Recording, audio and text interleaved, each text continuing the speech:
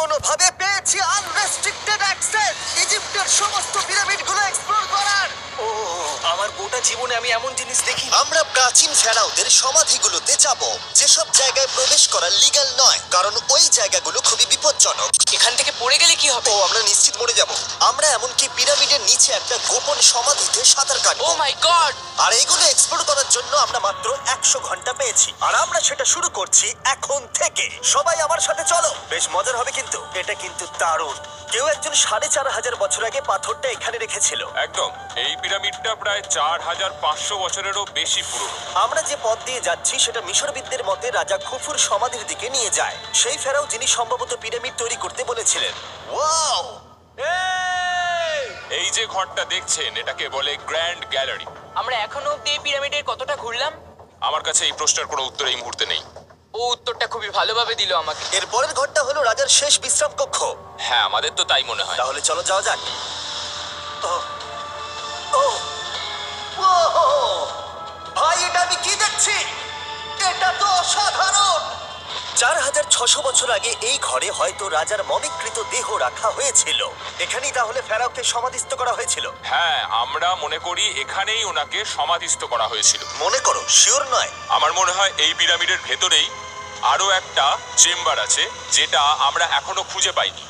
সেখানেই হয়তো রাজার বডি রাখা আছে। আমরা এই ভিডিওতে সেটা খোঁজার চেষ্টা করব, কারণ এর পরে আমরা লিটারালি এই পিরামিডের কয়েকশো ফুট নিচে যাব, আর এমনকি পৃথিবীর বৃহত্তম প্রাচীন পিরামিডের সবথেকে উঁচু স্থানে যাব।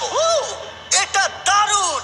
আমরা অন্য বিশাল পিরামিডগুলো ঘুরে দেখার আগে আমাদের বেস ক্যাম্পটা দেখাই চলো। হ্যাঁ, এটা দারুণ। এখানে আছে ডিনার টেবিল, ঘুমানোর জন্য টেন্ট, আর ওকে। এমনকি লাইটও লাগানো হয়েছে যাতে ক্যাম্প থেকে পিরামিডগুলো দেখা যায়।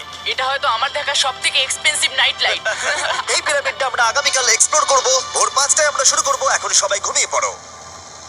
এই পিরামিডগুলো প্রাচীনকালে তৈরি হলেও প্রযুক্তির দিক থেকে এতটাই উন্নত ছিল যে কেউ কেউ এগুলোকে প্রাক মিশরীয় সভ্যতার দান বলে মনে করে, আবার কেউ কেউ এগুলোর পিছনে এলিয়েনের অদ্ভুত তত্ত্বও বলে। কিন্তু মিশরবিদরা নিশ্চিত যে এগুলো প্রথম মিশরীয়রা তাদের রাজাদের সমাধি হিসেবে তৈরি করেছিল। আর এই ভিডিওর শেষে আমরা খুঁজে বার করব কোন তত্ত্বটা হলো সঠিক। ঠিক আছে, তাহলে তোমরা রেডি আমাদের লিস্টের পরের পিরামিডটা এক্সপ্লোর করার জন্য? খাফরার পিরামিড। এই দৈত্যাকৃতি সৌধের বিশেষত্ব কি? আচ্ছা, ভালো করে দেখলে বুঝতে পারবে এই পিরামিডের কেসিংটা কিন্তু রয়ে গেছে, যেটা সবকটা পিরামিডেই কোনো এক সময় ছিল। তাহলে কি এগুলো এলিয়েন তৈরি করেছিল? না না, এলিয়েন নয়। আচ্ছা, রামি আমাদের পৃথিবী পৃষ্ঠ থেকে প্রায় 100 ফুট নিচে খাফরার পিরামিডের গভীরে নিয়ে গেল। এটা এমন একটা জায়গা যেখানে আধুনিক বিশ্বের খুব কম জনই গেছে। তাই সত্যি বলতে আমরা বুঝতেই পারছিলাম না যে এরপরে আমাদের জন্য কি অপেক্ষা করে আছে। প্রাচীন মিশরীয়রা কার্ডবোর্ড ব্যবহার করত। আমরা বিশ্বাস করি এটা দীর্ঘ সময়ের জন্য রাজা খাফরার সমাধিস্থল ছিল। আর এখন এখানে জিনিসপত্র রাখা হয়। দেখো, ওরা এই পিরামিডটাকে রিস্টোর করছে জিমি, ওদের জিনিসপত্র দরকার। তাহলে আসল সমাধিস্থল অন্য জায়গায়? হ্যাঁ, রামি আমাদের আসল সমাধিস্থলে নিয়ে গেল, যেখানে একসময় রাজা খাফরার মৃতদেহ রাখা ছিল। আমি একটা বড় সিলিং দেখতে পাচ্ছি। ভাই, আমরা কিন্তু পিরামিডের অনেকটা ভিতরে রয়েছি। আমরা পৌঁছে গেছি। এই হলো কিং খাফরার আসল সমাধিস্থল। আমার গোটা জীবনে আমি এমন জিনিস দেখিনি। এটা কি ভাই? এটা কি?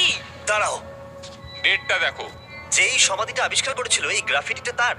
ও জানিয়েছিল যে ওটাকে ডিসকভার করেছে। হ্যাঁ, এখানেই তাহলে ফেরাওকে সমাধিস্থ করা হয়েছিল। এখানেই কিং খাফরাকে সমাধিস্থ করা হয়েছিল। এখানে শুলে কি ওনাকে অসম্মান করা হবে? এটা সম্মান অসম্মানের ব্যাপার নয়, কিন্তু এখানে একটা অভিশাপ আছে। কেমন অভিশাপ আছে এখানে?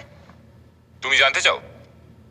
না। ঠিক আছে, চলো এখান থেকে বেরিয়ে যাই আমরা অভিশাপ লেগে যাওয়ার আগে। ও মাই গড, এই পিরামিডটা সত্যি অসাধারণ ছিল।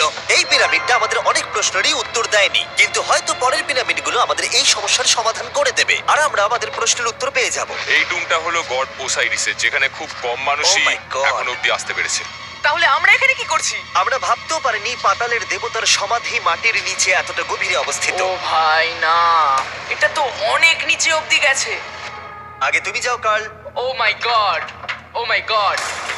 আরে ও একটু আওয়াজ না করে নিচে নামছে কি করে? এটাই হলো এন্ট্রেন্স কাল। হ্যাঁ, তারপরে এটা আন্ডারওয়ার্ল্ডের গডের এন্ট্রান্স। এটা তো অনেক বড় সিঁড়ি। এটা কিন্তু সত্যিই খুব গভীর, মানে তুমি যদি পড়ে যাও। হ্যাঁ, নিশ্চয়ই আমি মরে যাব। হ্যাঁ, এটা কিন্তু সত্যি খুব ভয়ঙ্কর। আমার নিচে নামতে একদমই ইচ্ছা করছে না। আর যদি তোমাদের এটাতেও ভয় না লাগে তাহলে বলি এরপরে আমরা এটার মুখোমুখি হলাম। 3000 বছরের পুরনো হার্ট, মানুষের হাড়। ও মাই গড! আমি এটা কেন ধরে আছি? আচ্ছা, এটা কি খুলি? এটা একটা খুলি। হ্যাঁ, ও মাই গড! এটা এতটাই নিচে যে আমরা আর গভীরে গেলে আমরা সবাই মারাও যেতে পারি অক্সিজেনের অভাবে। একদম ঠিক। চ্যান্ডলার এখন এগিয়ে যাচ্ছে ওসাইরিসের সমাধিস্থলের দিকে।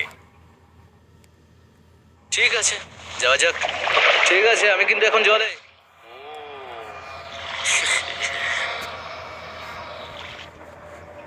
তুমি বুঝতে পারছো এখানে অক্সিজেন তেমন নেই। আরে এটা কি? এখানে তো পাথর রয়েছে, এগুলো পাথরই তো। একদম এই ঘরটার ঠিক মাঝখানে গড ওসাইরিসের রত্নখচিত শবধার রাখা আছে। ঠিক এখানেই? তাহলে পাতালে প্রবেশ করার দরজা রয়েছে? হ্যাঁ, তো নিচে যাওয়ার চেষ্টা করো। মানে পাতালে? হ্যাঁ। শান্ত শান্ত শান্ত শান্ত। পারবে তুমি? ও মাই গড। এই সমাধিটাকে পাতালের প্রবেশদ্বার বলে মনে করা হয়, আর এর আগে কোনো মানুষই এখানে আসেনি। Oh এটা my কতটা God! গভীর? আমি এখানে কেন এসেছি? আমি কেন ইউটিউবার হলাম? মানে সবাই মিলে ডান দিকের ওই কোণের দিকটা একবার দেখো। ওখানে একটা রাস্তা আছে, সেটা কোথায় যাচ্ছে কেউ জানে না। কাল ওখানে গিয়ে দেখো। আমি কি ওখানে যেতে পারি? জিমি, ওকে যেতে দিও না। আমার খুব ভয় লাগছে ভাই। গার্ড, এটা ভালো বুদ্ধি নয়।